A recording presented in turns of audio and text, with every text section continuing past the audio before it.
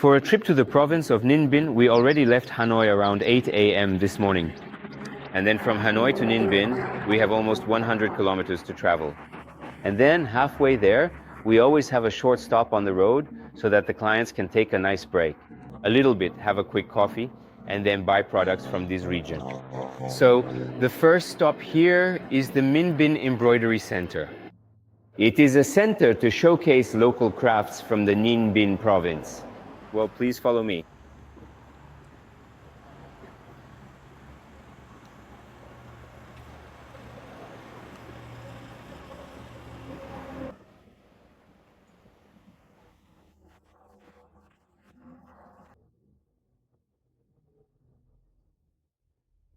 Among the local products, there is one very important thing in this region, which is embroidery. Over here, we can clearly see the workers who are working on the fabric with thread, creating embroidered pictures like this. They have sought to showcase the landscapes of Vietnam, everything related to the daily life of the Vietnamese people through thread and fabric like this, to have pictures that present all sorts of things to you. There is one important thing, which is that the workers here are not ordinary people. They are disabled girls, one could say. And then it's a kind of humanitarian activity. It's because they sought to provide some work for people, for disabled girls like that, so that they could have some work and a small salary. There you go. And then through this, you have many other different products as well.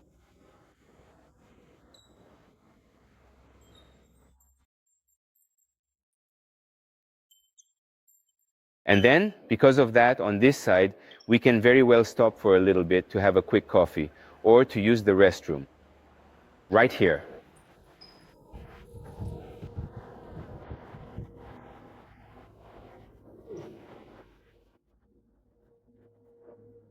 Here. A quick stop with all kinds of drinks, with local products. What we call Cope products here, it means they feature products from the provinces, from the villages represented here, to encourage customers to buy. Obviously, it's to develop the local economy a little bit.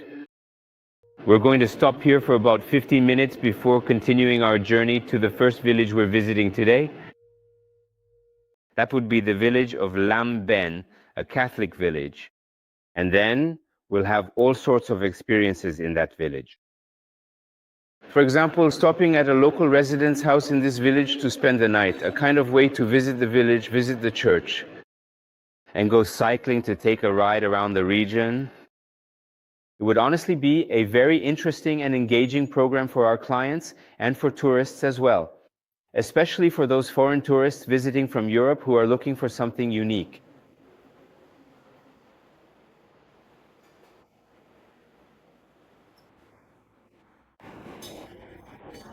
To get the right drinks, we can easily buy them around here. There are all kinds of... You can take a look at the menu boards that display all kinds of different drinks, so you can easily find whatever you want to order. There is bread, there are vermicelli noodles, even for vegetarians too. We'll start with coffee, tea, and then we'll move on to cover a few other things. A little break that is really very necessary, especially for a long journey. According to our service, for a long trip like this, from Hanoi to Ninh Binh, it's about 100 kilometers or so. And then, after 2 hours of driving, we will stop once. Often like that.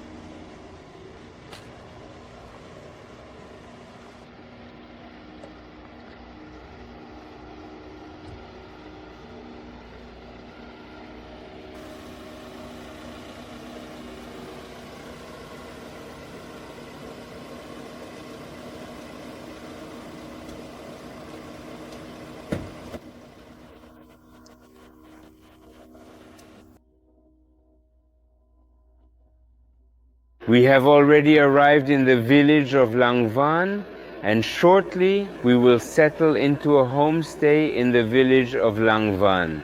And then this afternoon, after the meal, we will visit this village with guides in the village.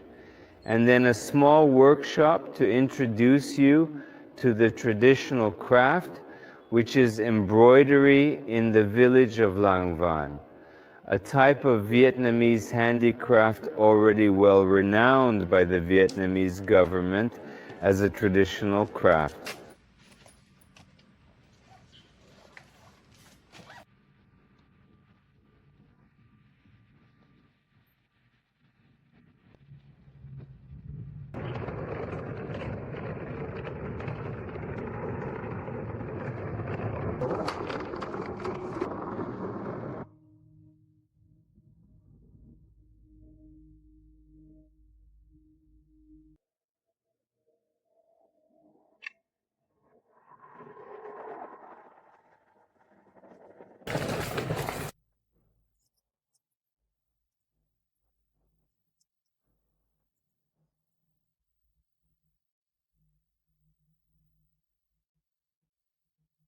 There we go. We've been well received at Nep House by Madame Lian.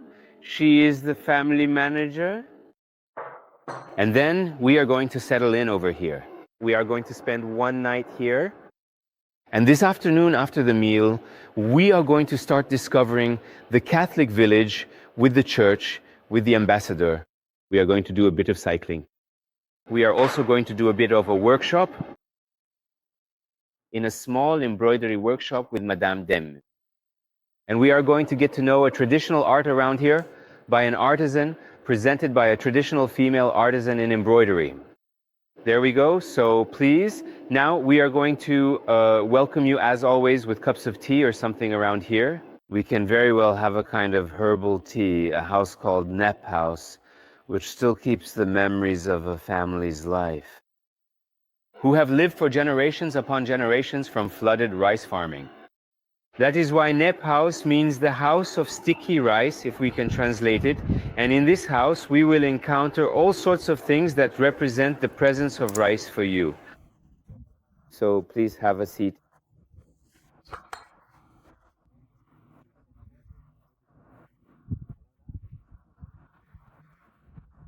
Even the tea set with the cups also presents something related to rice. So here it's made like woven bamboo. And then the coasters, they also represent the lotus leaf. And on the front of the table you saw there all sorts of things that concern the life of the rice plant.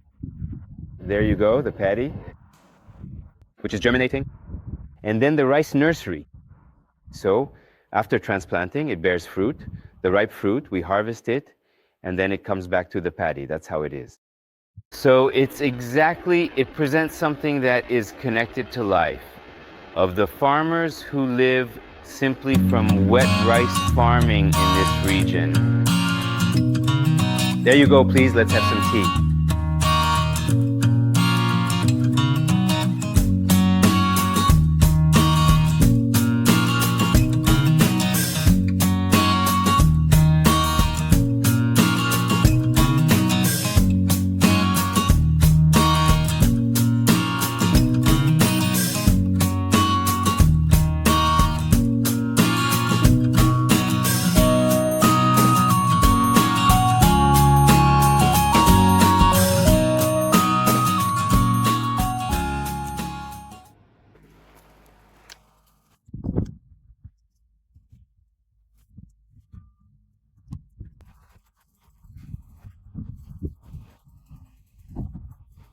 And here is one of the activities that we never miss in this village, which is to take a little bike ride to visit the village, the church, and then to pedal along the dike that surrounds the village to contemplate the nature of this region a little bit. There you go, follow me please.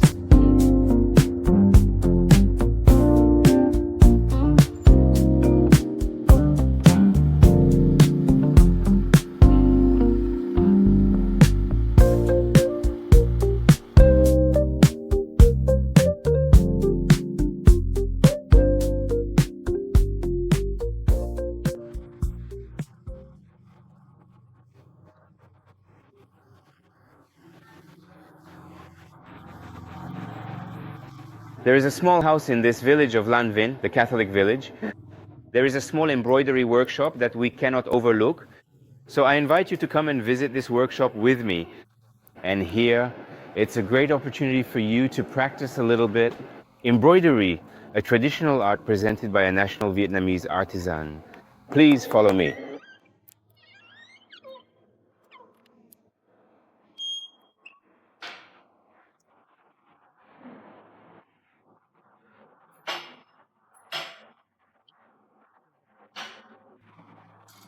There you go, it's like this. The workshop at Artisan Vivian Daniels, traditional, obviously it's an embroidery. And then she will present to you all kinds of products that she has made for a long time and what she has made from her youth until now. And all the paintings you have seen around here are daily activities from their lives, like this. For example, this is for drawing water in the rice fields. And then the young girl in the traditional tunic on a bicycle, that is what you can see very well in the streets, in the village. And then there, it's a region with small streams. And that is why there are bridges and there are little children like this. And all of this, what is it? These are activities from their daily life. It's from her childhood. It's what she did during her youth. And then it's what you have been seeing for a while now, the presentation of other French groups who have come. And then with other products, it's for sale too, obviously. And when we buy all of this, we can very well help develop the local economy a little bit. And then it can help the villagers have a little bit of income, a small income only, but it's really important for the lives of the people here. And there you go, one of the activities in the authentic Vietnam product is always the village visit with participation to get a little experience in the embroidery craft in this village. It is one of the traditional crafts. So I'll let you start the way of presenting the craft. So all the clients came here and then they have needles, thread, fabric like this to embroider themselves. And then afterwards to have a product like this. And then afterwards, well, they can very well take home what they have made during almost an hour. With the artisan's presentation and then the explanation, how to do it, how to embroider. And above all, I'll show you, there is a painting here that is really the biggest one. It is a work that she made. And then she won a grand prize in the traditional crafts competition in this village. And then it is one of the products in the O-Cup system, as I told you there. And she won up to 70 million as a prize. The first prize among the artisans of this village. And everything presented here is Ha Long Bay and many other activities. Especially the vivid image of the quiet villages and of the hard-working farmers living in our provinces.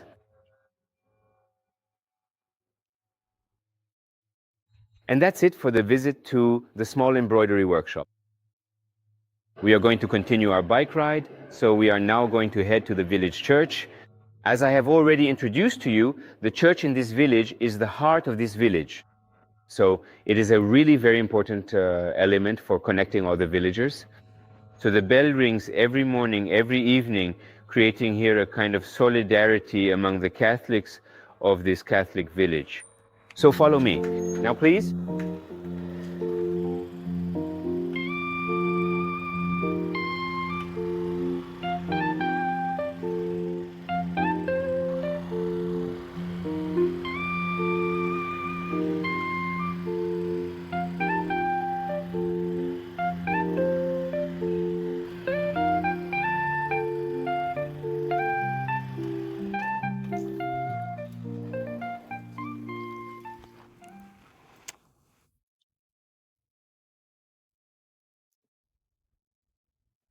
And here we are already in front of the church of the village of Lanvin.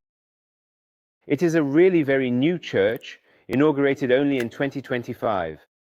And then with the height up to the bell tower at the beginning, which rises to 127 meters. And then invested in by the Catholics of this village, and especially by a supporter who was also born in this village. He has made a lot of progress in the economy. That is why he donated a lot of money to have this church built, to almost replace the old church, which is located right next door. And there you go. As I told you, the church in this village is not only a place where they organize ritual ceremonies, but it is the heart of the village. It is an element that connects the villagers in a kind of solidarity. It is mutual aid, compassion among them.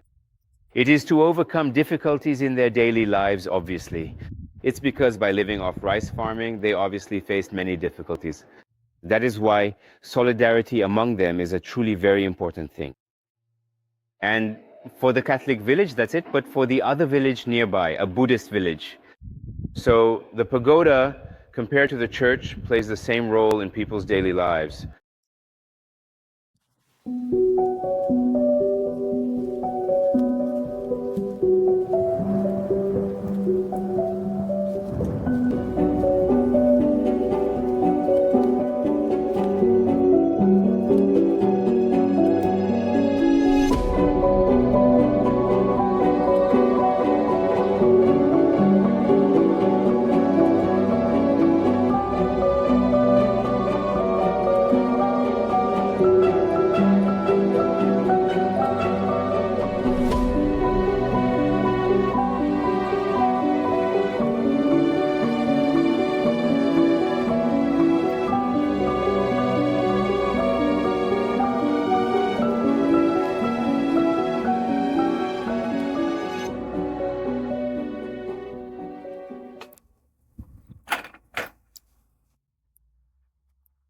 After visiting the church in this village, we will continue our little bike ride.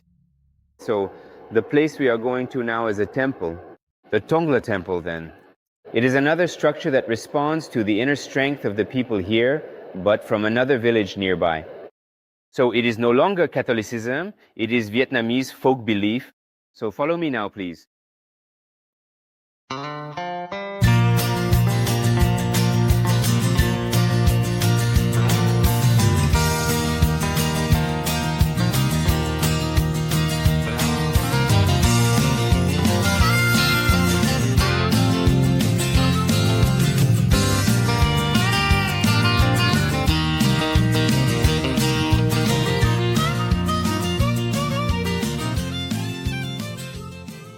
There we go. We are already on the dike for the protection of the villages inside. So over there, that is the nature of this region. It's a kind of nature reserve, a kind of marsh. It's next to the limestone mountain range. When we talk about Ninh Binh, as I already told you, already explained well in another video. When we talk about Ninh Binh, we are talking about the limestone karsts that look like Ha Long Bay on land. But not far from there, we have this left. Just a small bit of nature with the marshes, with the Catholic village nearby, with a large church. And right now on the dike, this is the path leading to Tai Vai, a temple for the worship of the mother goddesses in our country. A popular belief, an authentic phenomenon recognized by UNESCO as intangible. Cultural heritage. There you go.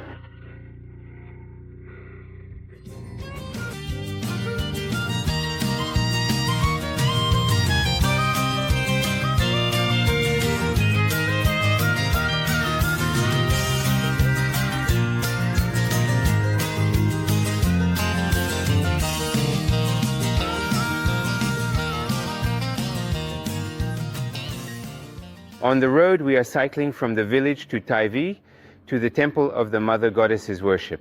Around here, we can easily stop halfway like this. So this is the village pier, and we can definitely say it's the tourist center of the village with a parking area. And especially with a few small shops that showcase local products like conical hats and embroidery too, obviously. There are all sorts of different products. It's different from what you saw earlier in the workshop.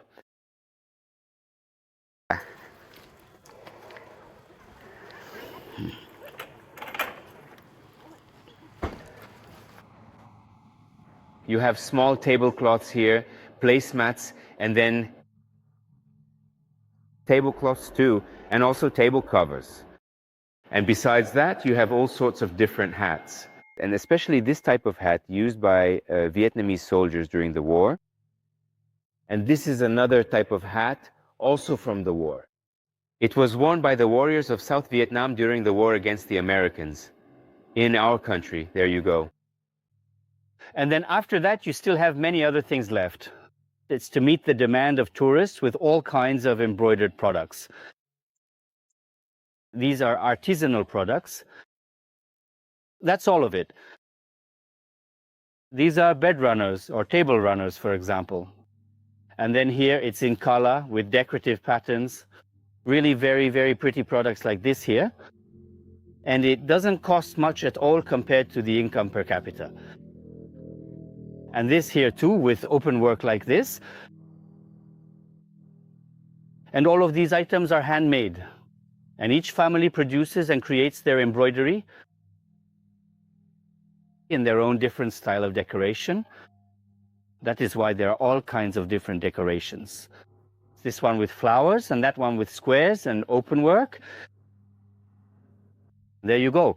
So one can very well buy things like this as a souvenir of a little trip to Vietnam. Well, and then apart from that, there are also cafes left for you. We can very well stop to have a little coffee before continuing our journey to contemplate nature in a really very peaceful way. There you go. You are never in a rush. It's because from here, you still have almost 10 kilometers to pedal as well. That's why it's a bit tiring, especially when the sun is beating down like this on your head. There you go, please. So now, let's continue our journey, please.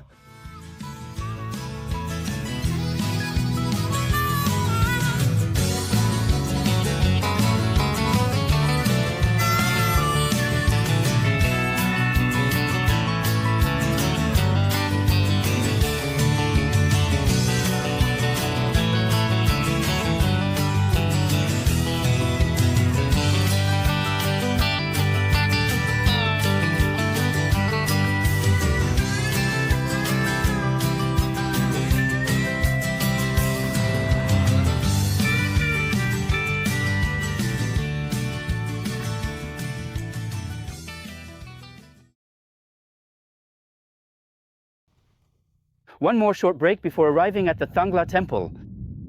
If you're coming all the way from the Catholic village to here, it's a distance of almost 15 kilometers. And that makes from there to here, it's almost 30 kilometers round trip. I found that this place feels good. There is a gentle breeze, there is flowing water, and there are beautiful mountains nearby. It really is a genuine place, and it is so very relaxing to spend time here. To rest a little bit here. And from here to the temple, we still have about 2 kilometers left to go visit the Thung temple. It is a very special temple dedicated to the worship of the Desmers in our culture. So it is a widely popular Vietnamese belief, which is truly authentic, and it is officially recognized by UNESCO as a significant piece of intangible cultural heritage of the whole world. So we are going to continue our journey, please.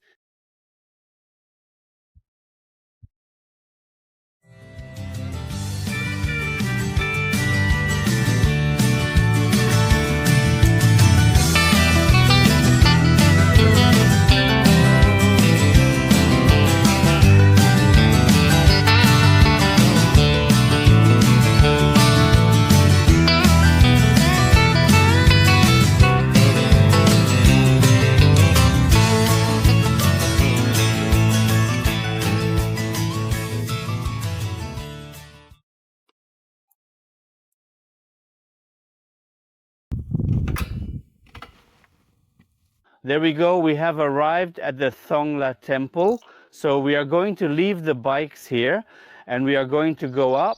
We are going to climb a few stairs to get inside the temple. So follow me, please.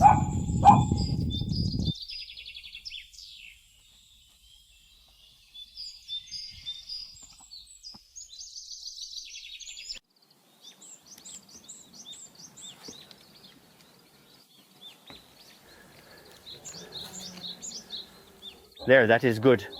We have finally reached the very top of the pass. It is a small pass only, and with about 100 steps, but it is quite hard on the heart, especially when you are already 70 years old. Well, we have finally arrived at the main entrance of the historic Thung temple. For quite some time now, we have been hearing the rhythmic chants echoing from far away, those sacred chants that accompany the traditional dances dedicated to our mother goddess. Look at this entrance gate with its 4 grand pillars standing tall like this right here, as you can see, and it presents such a magnificent sight. They have set it up here to distinguish between the 2 spaces. The space in front is the space for daily life. And then upon entering inside, it is already the sacred place for the worship of the mother goddesses. And there, it is a kind of ritual gate. And on both sides of the gate, you see there is always the image of tigers. It is the earthly force here in the forest for the protection of the temple. It is always like that. And in the temples in Hanoi, which you have already visited well, there are 2 sacred animals, obviously. It is always the blue dragon and the white tiger. But here, in the forest itself, well, there are only, on both sides, the 2 large tigers. There you go, for protection. And right next to it, you saw there is a small altar. There you go. There is a small, simple altar here, complete with an incense bowl. And it is marked Dike, which means the small temple of presentation. So before entering the temple grounds for the worship of the spirits, you must present yourself here. You must light incense sticks to introduce yourself. For example, my name is Khai, and I have traveled all the way from Hanoi.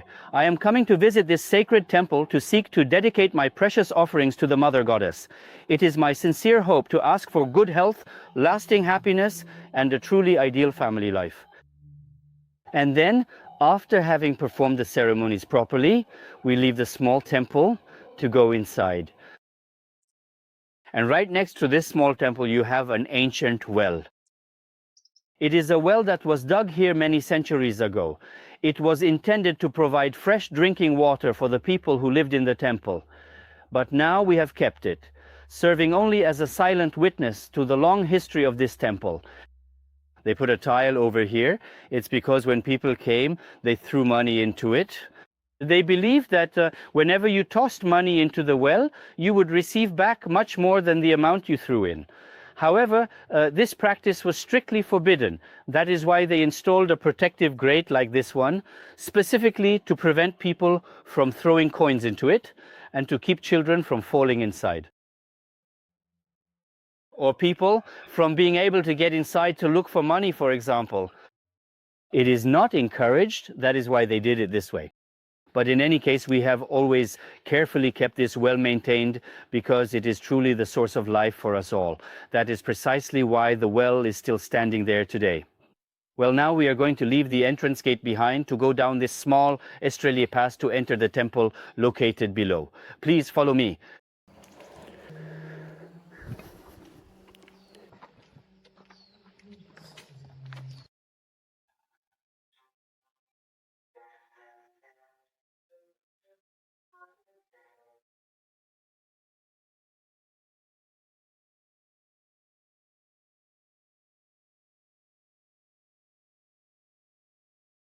So on both sides of the entrance path, they have actually gone ahead and planted a specific type of tree right here. It's this one. It's this tall tree that grows from the heat there. These are areca palms, the areca palms that produce areca nuts. And on the areca palms, they have also planted a type of leaf there. These are beetle leaves. And then the areca nut with the beetle leaf. Well, that will form over here.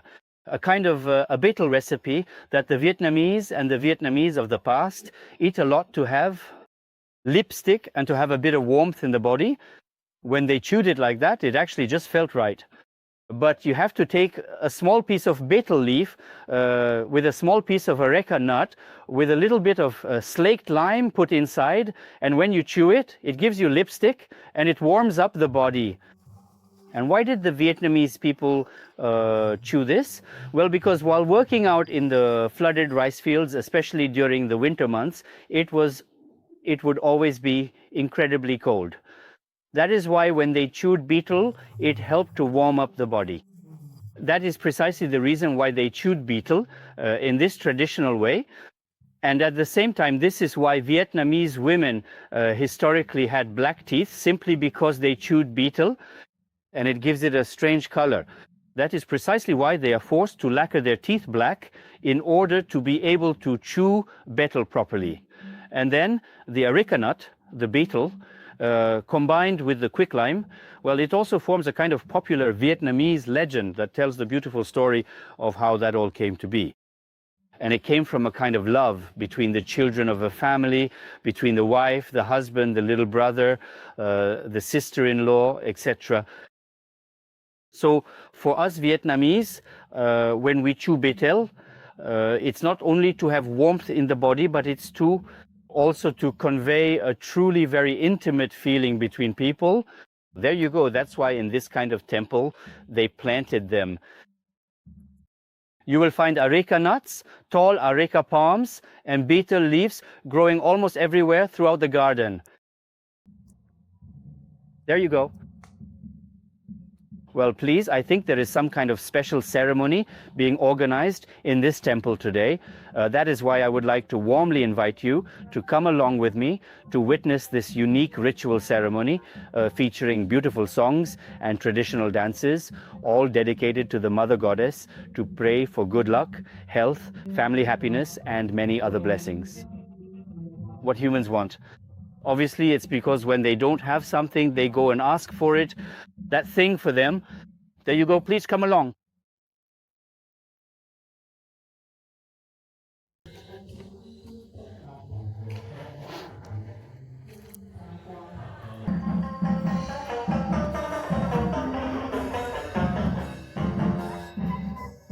We are truly very lucky and honored to be able to hold a ceremony here today.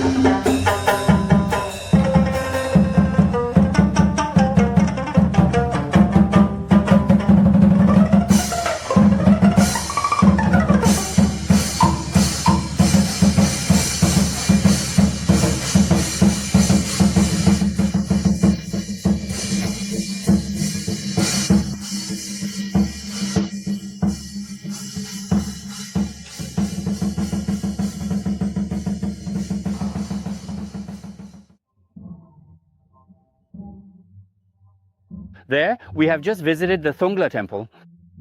It is a temple, as I already told you, for the worship of the mother goddesses. And then, what is the worship of the mother goddesses for us as an indigenous Vietnamese belief? I have already presented it well to you in another video. But for today, we are lucky enough to attend a ritual session organized in this temple. So you can clearly see from earlier all the votive objects they have set up here to offer to the mother goddess. And then, after all the prayers, they are now burning all the votive money and objects. Obviously made of paper, wood, all that. It's to send to the afterlife for the mother goddess and for the other deities in heaven, of course. And why burn it? It's because the smoke with the ashes rises into the sky with the wind.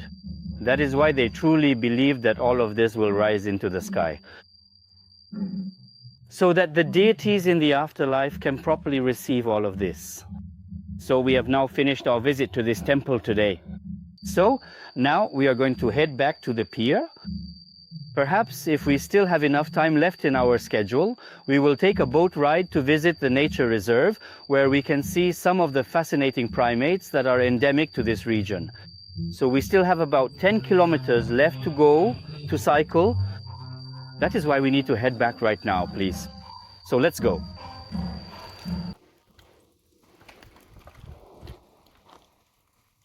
That's the day of visiting Ninh Binh. It's 20 languages, Lang Van, Tongla, and finished here.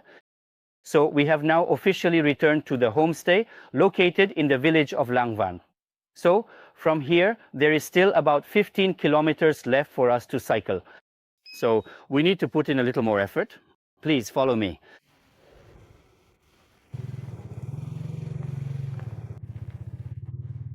At the end of the day, we are going to take the sampan. The name of the sampan is, in other words, tamban. It is a type of small boat that local farmers once used to work in the flooded fields. But now, with tourism well developed, they have repurposed these boats to transport visitors and provide guided tours of the entire site, the Long Wetland. It is a nature reserve, and later on we can very well go and see in there are some Delacour's langurs. It is an animal endemic to this region. So we are going to take a little ride that lasts about an hour and a half. At the end of the day, at sunset. It is really very beautiful, this site. So I invite you to come with me, please. Let's go.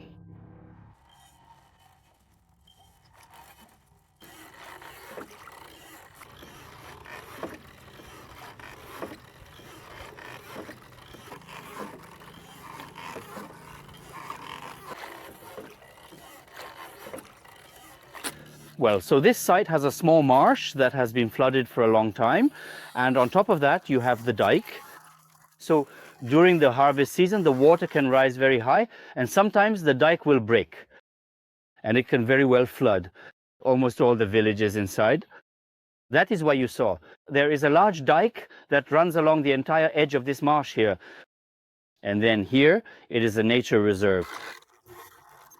There is a very rich fauna on the rocks and in the water too. So the farmers here, they use this type of sampan to go work in the flooded fields, as you know. And with the tourists who have come here, they have used this type of boat to transport them, to give tours of the site. There you go. It's really interesting. And the site around here, what is it? What is there to see around here? It's because you simply have the landscape to see, with those limestone rocks over there, along with the flowering water hyacinths and tall reeds, and then all the various animals that thrive in the water. You can clearly see the water is really crystal clear, and you can easily spot the fish swimming around inside.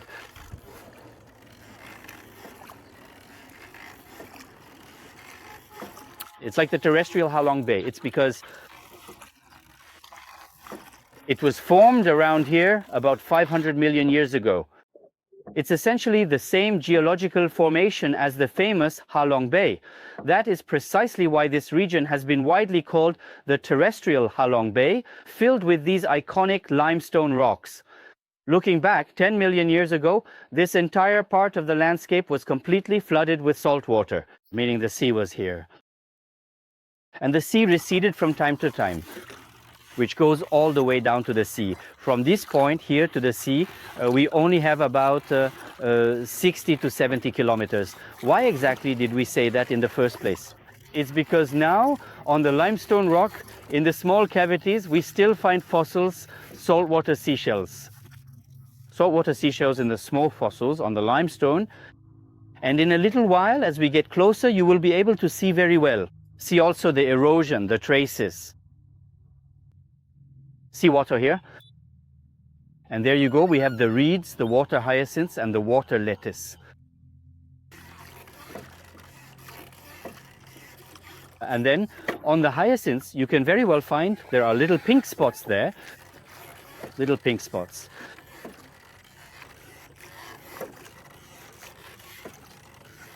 Later at sunset, you can very well see also there are many birds that have come. They have all returned to find a safe place to spend the night here, but it's mainly egrets in this particular region. We can very well see them later on, the large, beautiful flocks of egrets that have returned to roost. During the day, they venture off to find food, and when night finally falls, they come back here, resting on the rock to spend the night. And especially later on, in that region over there, you will also see other primates. They are known as white-thighed colobus monkeys, an animal endemic to this region. There, the water hyacinths. And we can also find small pink traces. The small faint pink traces are resting right there on the water hyacinth. These are golden apple snail eggs. It is a species imported from China. At first, they tried to introduce them into the Vietnamese fields to have something to eat. But now, when it has become too developed, and then this kind of creature eats everything in its path, which destroys the vital environment of the local animals. That is why now we have tried to, and are continuing to try to, avoid removing them from the Vietnamese nature. But it is in reality a very difficult task. Here are the water lilies.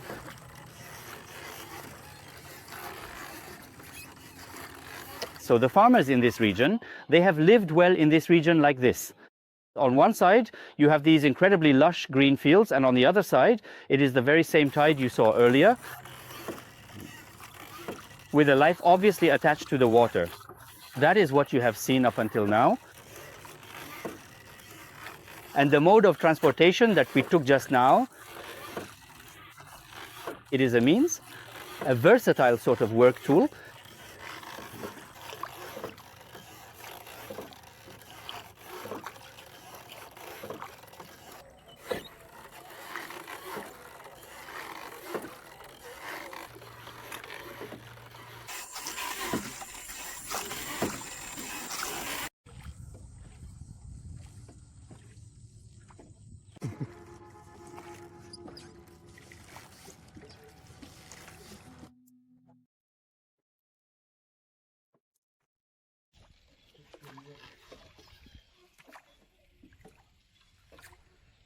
And normally the sampan trip ends here.